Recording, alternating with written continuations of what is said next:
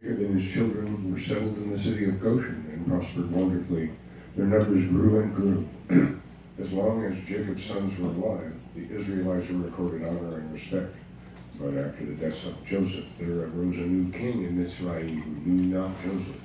Some commentaries say, chose not to know Joseph.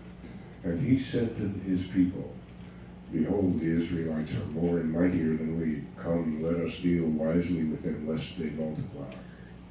Pharaoh's way of dealing with the Jewish problem was to enslave the Jews. They were forced into backbreaking labor, compelled to build cities of treasure houses for Pharaoh. But still, to Pharaoh's eyes, the Jews continued to multiply at an ever-frightening pace. To put a stop to this, Pharaoh summons the Jewish midwives, Shiphrah and Puah, and commands them to kill all Jewish newborn males. This, he is certain, will put an end to the propagation of this race.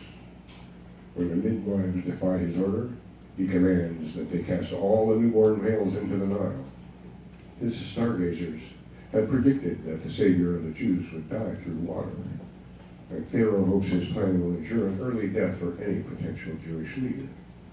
Jochebed gives birth to a son. Because he is born 3 months early, she is able to conceal him for that amount of time.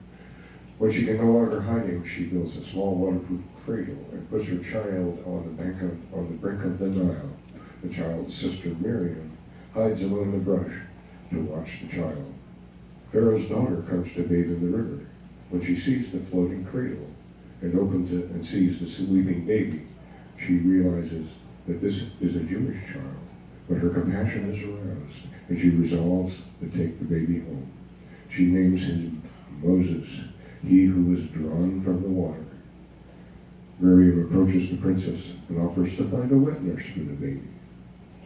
When Pharaoh's daughter accepts, Miriam brings her Jochebed. When Pharaoh's daughter hires to nurse and care for the child.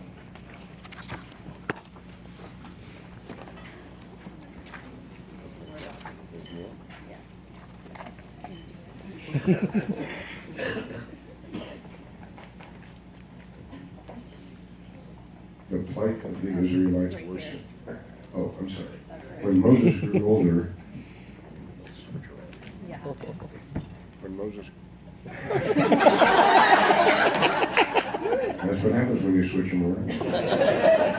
When Moses grows older, he is returned to the palace where Pharaoh's daughter raises him like a son.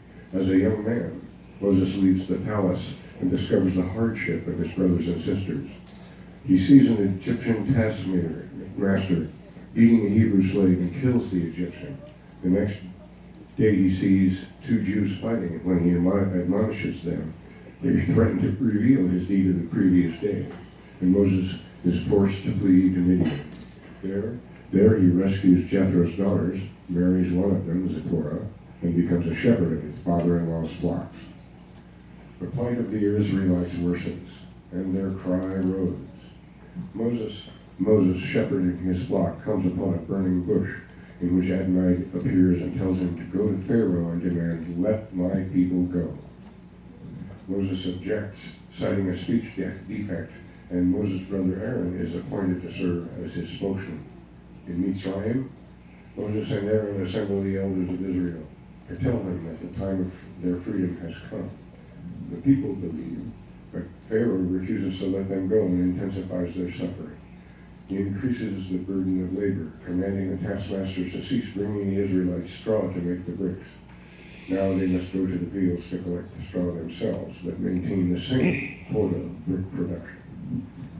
Moses can no longer bear the pain of his brothers and sisters. He turns to Adonai.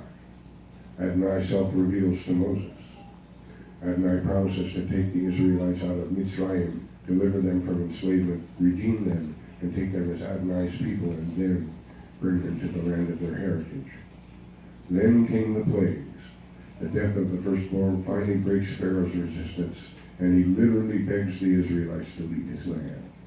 They hastily depart, so hastily that there is no time for their dough to rise, and the only provisions they take along are unleavened. Soon after allowing the Israelites to depart, Pharaoh chases after them to force their return. and the Israelites find themselves trapped between Pharaoh's armies and the sea. Adonai tells Moses to raise his staff over the water. The sea splits to allow the Israelites to pass through, and then closes over the pursuing Egyptians.